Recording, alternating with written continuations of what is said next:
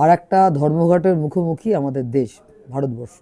12ই ফেব্রুয়ারি 2026 আমাদের দেশের শ্রমিক কর্মচারী, অন্যান্য অংশের আপামর শ্রমজীবী মানুষ তাদের ন্যায্য অধিকারের জন্য যা সকল আইন আদায় করতে পেরেছিল, পার্লামেন্টে পাশ করাতে পেরেছিল, সব কিছুকে নস্যাৎ করে 4টি লেবার কোড করেছে।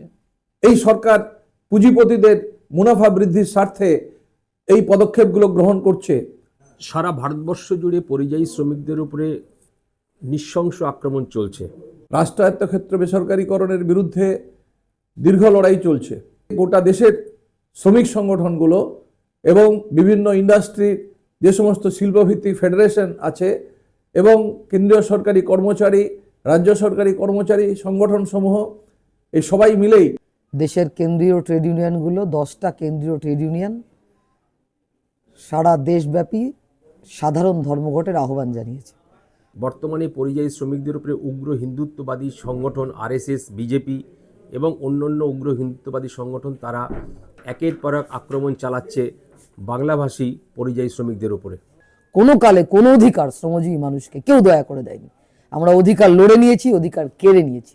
আজকে 8 ঘন্টার কাজের অধিকার আক্রান্ত, স্ট্রাইক করবার সাংবিধানিক অধিকার আক্রান্ত, ট্রেড ইউনিয়নকে দুর্বল অকার্যকর করে দেওয়া হচ্ছে, ছাঁটাই লকআউটকে বৈধতা দেওয়া হচ্ছে, শ্রমিককে নাগরিক নয় মালিকের দাসে পরিণত করা হচ্ছে। ফলে আমাদের দেশের শ্রম দপ্তর, আমাদের দেশের শ্রম সংক্রান্ত বিষয়, শিল্প সংক্রান্ত বিষয় যা সংবিধানের যৌথ তালিকায়, সেটা একটা স্বৈরতান্ত্রিক মনোভাব নিয়ে নরেন্দ্র মোদীর আরএসএস বিজেপি পরিচালিত এই সরকার এককভাবে সেটা চাপিয়ে দিচ্ছে। এটা ভারতবর্ষের সংবিধানের একজন সাধারণ নাগরিককে যে অধিকার দেওয়া আছে সেই অধিকারের পরিপন্থী। কোনো কোনো ক্ষেত্রে 8 ঘন্টার কাজের পরিবর্তে তাদেরকে 10 ঘন্টা 12 ঘন্টা কাজ করতে বলা হচ্ছে। এতে শিল্পের যে শ্রম সম্পর্ক সেটা প্রভূত ক্ষতি হবে। হায়ার অ্যান্ড ফায়ারের সর্বরাজ্য করে দেওয়ার চেষ্টা করছে। স্থায়ী চাকরির নিশ্চয়তা আর নেই, সামাজিক নিরাপত্তার গ্যারান্টি নেই, সোশ্যাল সিকিউরিটি আক্রান্ত। মুনাফাবাজি করা, সেখানে শ্রমিককে লুট করা, দেশের সরকারকে তার যে ঠকানো এবং আমাদের দেশের যে প্রাকৃতিক সম্পদ, রাষ্ট্রায়ত্ত সম্পদ, জনসম্পদ, মানব সম্পদ, সেটাকে ঠকানো, বঞ্চিত করা। এরকম একটা অবস্থা চলছে যে এ রাজ্য থেকে যখন বাংলাভাষী পরিযায়ী শ্রমিক কাজ না পেয়ে অন্য রাজ্যে যেতে বাধ্য হচ্ছে, একের পর এক পরিযায়ী শ্রমিকদের উপরে আক্রমণ তারা চালিয়েই যাচ্ছে।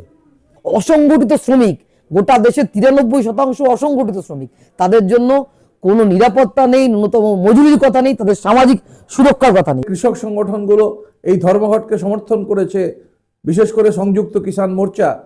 আমাদের দেশ এই মুহূর্তে আমেরিকার হুমকি ধুমকি, আস্ফালন, আগ্রাসনের সামনে দাঁড়িয়ে আছে। কেন্দ্রে নরেন্দ্র মোদী সরকার আমাদের দেশের শ্রমিকদের যে ট্রেড ইউনিয়ন করার অধিকার, সে অধিকারকে তারা অস্বীকার করছে। কেন্দ্রীয় সরকার, রাজ্য সরকারের দপ্তরে লক্ষ লক্ষ পদ শূন্য, সেই পদগুলো পূরণ করার জন্য কেন্দ্রীয় সরকার এবং রাজ্য সরকার কোনো পদক্ষেপ গ্রহণ করছে না। আমরা কর্মসংস্থান চাইছি, এ রাজ্যের ছেলে এ রাজ্যে কাজ করুক, বাইরে যেতে হবে কেন?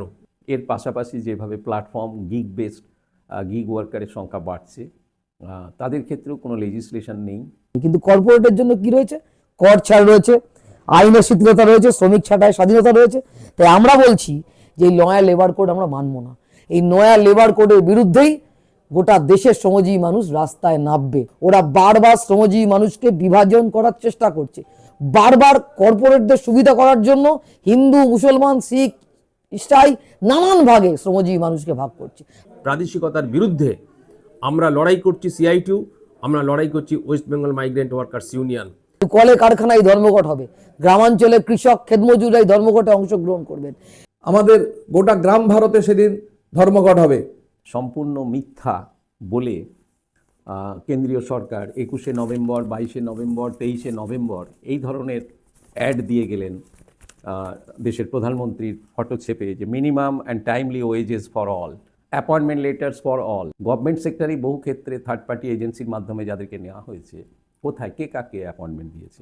কাজের ঘন্টা বাড়ানোর ক্ষেত্রে একটা একছত্র আধিপত্য দেওয়া, সোশ্যাল সিকিউরিটিগুলোকে স্কুইজ করে নেওয়ার ক্ষেত্রে দেওয়া, তাদের মজুরি বৃদ্ধির দাবি, তাদের কাজের ঘন্টার দাবি, তাদের বোনাসের দাবি, তাদের প্রভিডেন্ট ফান্ড, ইএসআই, গ্র্যাচুইটি, তাদের রিটায়ারমেন্ট বেনিফিট, গভর্নমেন্টের যে একটা ভিজিল্যান্স ছিল, যে একটা মনিটরিং ছিল, সেগুলোকে কাটছাট করে দেওয়া, এটা আমাদের দেশের প্রায় 60 থেকে 65 কোটি খেটে খাওয়া মানুষের কাছে এটা শুভ নয়।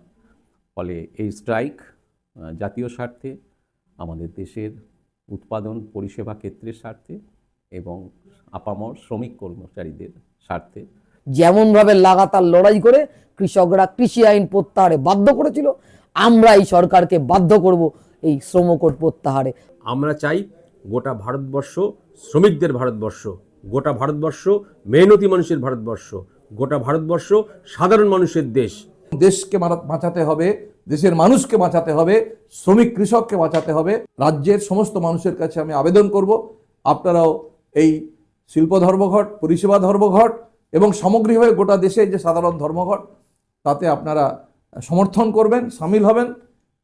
নমস্কার।